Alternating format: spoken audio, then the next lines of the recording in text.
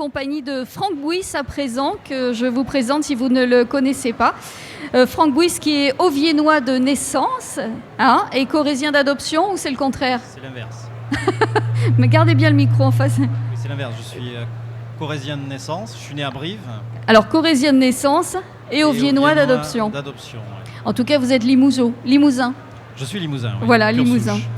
Vous êtes l'auteur de plusieurs romans, dont le fameux Grossir le ciel, qui vous a valu un bel accueil déjà en 2014 et puis de nombreux prix. Et là, vous venez de sortir en ce début 2016 celui-ci qui s'appelle Plateau, qui vient aussi d'être récompensé par le prix des lecteurs de la ville de Brive-Suez. Comment est-ce que vous recevez toutes ces récompenses? Je parle en termes d'émotion, hein, pas en termes... Je vous avouerai que quand je l'ai appris, c'était un peu dans le même sac mon Goncourt, mon Renaudot, mon Médicis. Et voilà, j'étais très très heureux d'être honoré sur mes terres, quoi. Même si je suis un petit peu plus au nord, moi je suis... oui, j'étais très très honoré, très fier d'être récompensé. En plus par un prix de lecteur, voilà. Vous trouvez que le prix des lecteurs a une petite touche plus importante que le prix Très franchement, oui. D'accord. Oui, c'est dit. Vous y allez franco, hein, Franck? On n'écrit pas forcément pour les gens, en fait. On écrit parce qu'on a ça en soi. Mais quand on est reçu par les lecteurs, quand ce qu'on écrit est reçu à ce point, avec toute l'émotion qu'on a mis, parce que moi, ce qui m'intéresse, c'est de mettre de l'émotion, de l'attention, de mélanger un peu tous les codes. J'ai toujours cru en la porosité de la littérature, moi. J'aime pas les genres, pas enfermer la littérature à des genres, ça m'agace un petit peu. Donc on peut mélanger tout ça. Et du coup, quand ça parle au lecteur, c'est quand même la consécration suprême. C'est la belle récompense. On va donc vous remettre ce prix demain à 14h30. Ce sera au Forum Claude Duneton.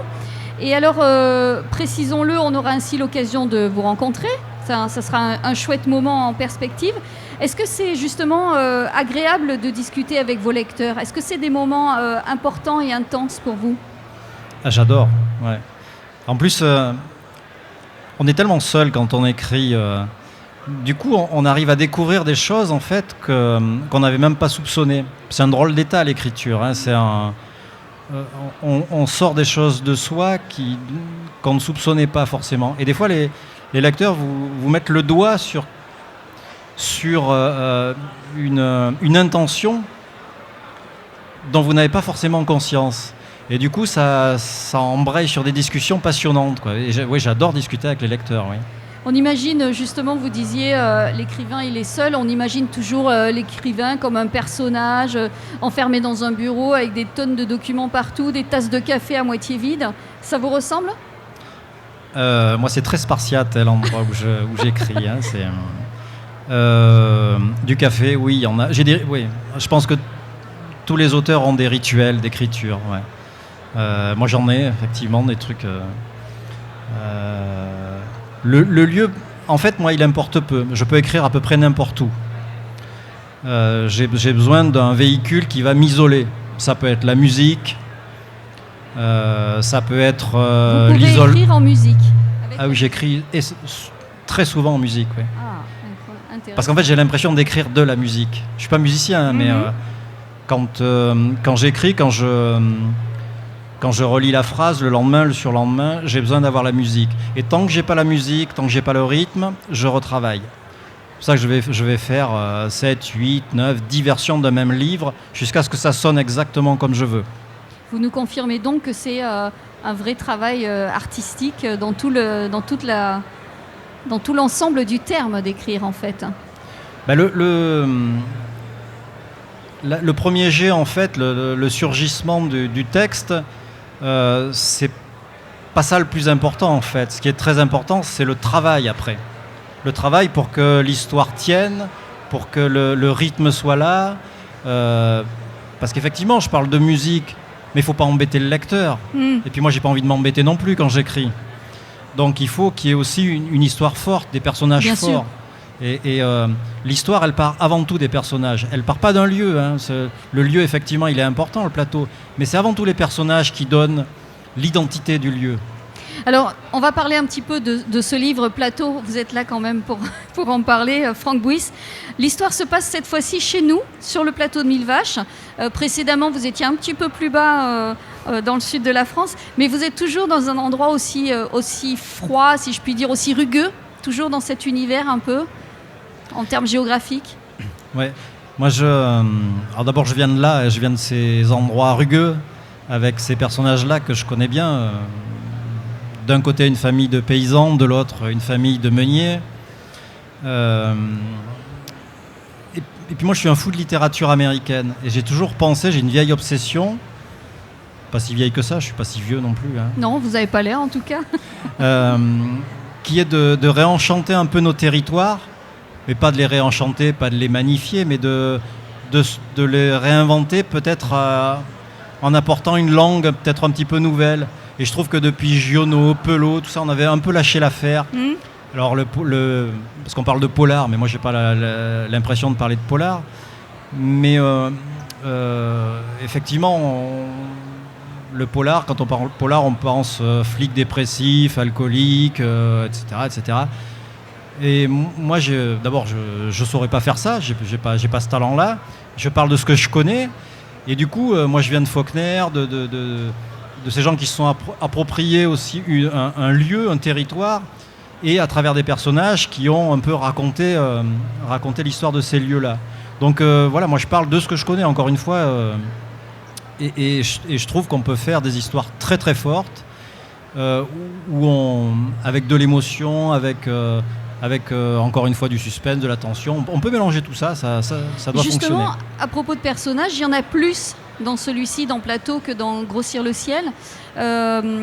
Du coup, il y a plus d'interaction, il y a plus d'humeur humaine, il se passe beaucoup plus de choses psychologiques, en fait, que dans ce que vous aviez écrit précédemment. Ouais, ça a été un sacré casse-tête, justement, parce que justement, il ne faut pas perdre le lecteur, donc il ne faut pas que je me perde de moi. Et du coup, oui, je fais interagir pas mal de personnages, et notamment pour la première fois des personnages de femmes, parce que ce sont les personnages de femmes qui sont les personnages les plus forts dans ce livre.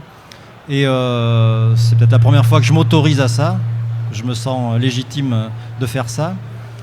Et du coup, effectivement, alors il n'y en a pas tant que ça, il y en a 6 personnages principaux. Oui, mais il y en a plus qu'avant. Mais voilà, il y en a beaucoup plus qu'avant. Il y a Virgile, qui est cette espèce de paysan qui est en train de perdre la vue, mais qui ne le dit à personne, puisque lui, alors il connaît sa ferme par cœur, donc sa mission, c'est de s'occuper de sa femme, qui, elle, perd la mémoire. Donc chacun perd quelque chose. Et ils ont élevé leur neveu, Georges, qui, lui, a perdu ses parents dans un accident de voiture quand il avait 5 ans. Et lui, il vit dans une caravane remplie de bouquins, parce que parce qu'on l'a mis à la ferme, mais c'est pas son truc. Ouais, à la base. C'est pas du tout son truc. Et puis quand il a acheté la caravane, il y avait des bouquins dedans, donc il les a pris. Et il vit face à la maison de ses parents sans jamais y être rentré. Il veut pas y rentrer. Il y a Karl qui est arrivé dans ce petit hameau quelques années auparavant, avec un sac plein de carabines, un ancien boxeur, on ne sait pas ce qu'il fout là. Il est arrivé là. Il se lie d'amitié avec Virgile. Il est un type très mystique, alors que Virgile est plutôt mécréant, lui, il croit plus trop en Dieu. Et là-dessus, il y a une jeune femme qui arrive, qui fuit un homme violent, celui qu'elle appelle l'homme torture, qui l'abat, etc. Et dernier personnage, il y a un type qui rôde dans les bois autour, qu'on appelle le chasseur, et qui lui observe les gens du hameau dans la lunette de sa carabine. Personne ne sait qui il est, ce qu'il fait là, voilà.